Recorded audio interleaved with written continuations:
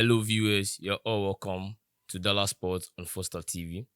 Before I continue, I'd like you to like the channel and subscribe to the channel as well. So, after the weekend, we saw Manchester United versus Liverpool, and I want to deliver a message to Erik Ten Hag. This is a message.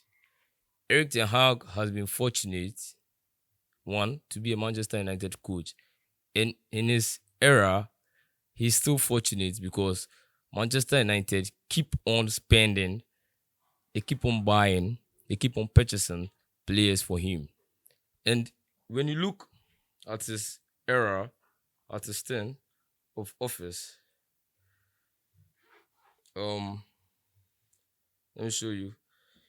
Erik Ten Hag has huge players, huge signing. He bought Anthony from Ajax, £85.4 million. He bought Hojlard from Atalanta, £72 million. Casemiro from Real Madrid, £70 million. Messi Mount, Euro, and the others in a total of £616 million. So that's it. Erik Ten Hag has no excuse to be losing a game in the Premier League. Because I could remember when Pep Guardiola came, it was through the spendings, through the purchasing, we made Manchester City, Manchester City. So today, when we have you, Erik Ten Hag, and the team or the club is able to give you that funds, is able to fund you with all these players, I don't think Erik Ten Hag has an excuse of losing a match. But that's it. Erik Ten Hag is very clueless. He's not tactical. That's one thing Manchester United, the board doesn't know. When you look at Erik Ten Hag, it's only when the pressure comes in, he wins a game about two. Then they stop talking about him. This happened during Ole's time. Under Ole Gunnar Solskjaer, when Manchester United were flopping, this is what happens. You see, they lose the game for about 3 in a row. When the pressure builds up, then he wins a match. Then they forget to talk about his bad play. But Erik Ten Hag is doing the same thing here. Erik Ten Hag has nothing to give us. Like, I don't know why he's still the coach. And he's flopping just because of decision making. When we started the season, even before we ended last season, we saw Marcus Rashford. Rashford has not been at his best. To be honest, every Manchester United fan who keep on watching our games, Rashford has not been at his best. So we are expecting him to be coming from the bench. That's football. When one is not playing, we have another person there. That's why we call it a squad depth. That's what Arsenal lacked a few years ago, and they lost the league, and they came out from the Europa League. So when we have a squad depth, we have Garnacho on the bench. We have Ahmad. And let me just use Rashford's place. Is Garnacho competing with Marcus Rashford? But we realize that anytime Garnacho comes in, we see difference. We see that, yes, we are heading towards something. But when Rashford is playing, you could see that he has flopped. He has dipped because he can't take on a man. I don't think he can even take on a ghost, to be honest.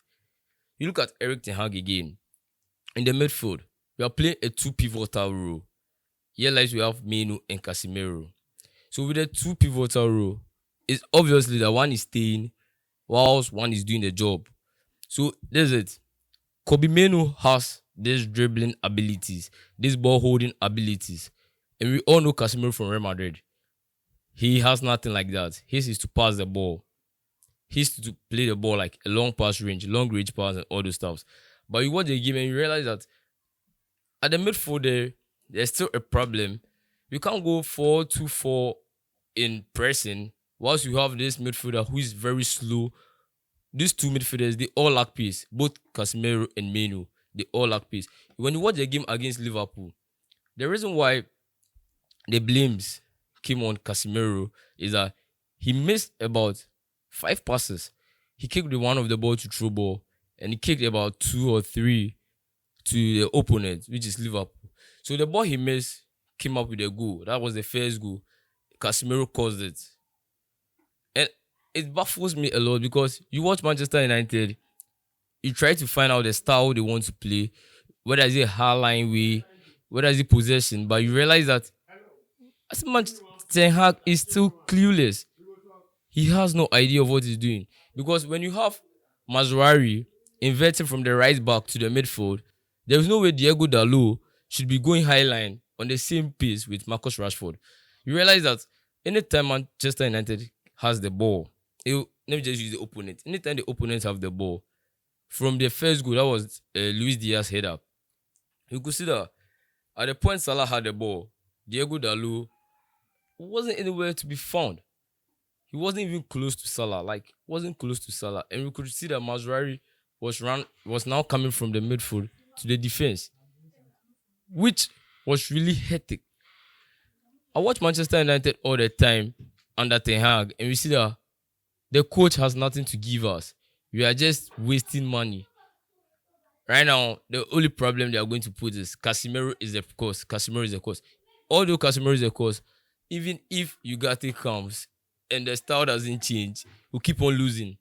Because anytime the opponent is attacking us or we are defending, we could realize that it's only left to two centre backs, and the right backs, the full backs, you don't know whether they are going high line, whether they are going from inversion to midfield. I said, this coach is not going to help us. I don't know.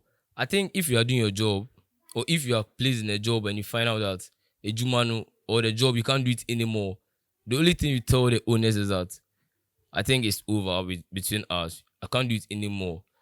Even if Gareth Southgate is to coach Manchester United, he will do better than Erik Ten Hag. If Ole is to return to Manchester United, he will still do better than Erik Ten Hag. The reason why Erik Ten Hag is still having his position as a Manchester United coach is that he's been able to win us 2 trophies. For the past 6 years, Manchester United hasn't won a trophy. So I think the only certificate he's having as a Manchester United coach right now is because of the 2 trophies he has won. And in his recent post-match interview, he was like, he has won 2 trophies. He has won most trophies after Manchester City. That's it. I just see this guy to be one of those guys to take you see the Eredivisie, where he came from, the Ajax side, when he came from before he coached Manchester United. Their league is not as worthy as the Premier League. It's just like the Carabao. So he sees that to be like a major trophy for him. He sees that to be like a wonderful trophy for him. But here lies the case. Erik Ten Hag, please, I don't know what he's aiming at. We can't waste £616 million for Carabao and for FA Cup. Those money are not used to win Carabao. They are not used to win FA Cup. Those funds, those money are just used to win in the Premier League. This season, Liverpool hasn't bought. They didn't even use more than 30 million.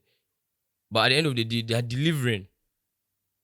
New coach, of course. The system is well. The system is done. Like, it's been planned very well. So any new coach that comes in will still deliver.